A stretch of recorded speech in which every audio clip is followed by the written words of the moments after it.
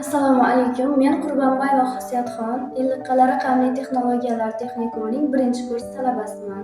Men bo'sh paytlarimda axborot kutubxonasidan kitob mutolaa qilib turaman.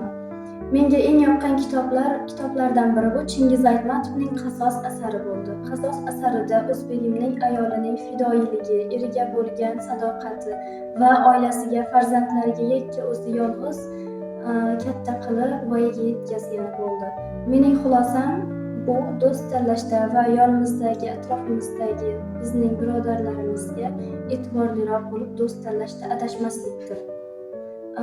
Men bularni o'z tengdoshlarimga tavsiya qilaman. Bu kitobni albatta o'qib ko'rib, o'zingizga, hayotingizga bo'lgan qarashingizni kengaytiring va xulosa chiqarib oling.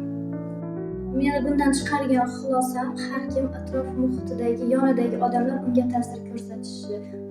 O'zbekimizda shunday maqol bor: yaxshiga yaqinlashsang, yaxshisi yuqar, qozonga yaqinlashsang, qorasi yuqar degan maqol bor. Bu maqol ham shu kitobga qiyoslanib aytilgandek go'yo. Chunki lobarning hayotida yonidagi odamlar ham ta'sir ko'rsatadi.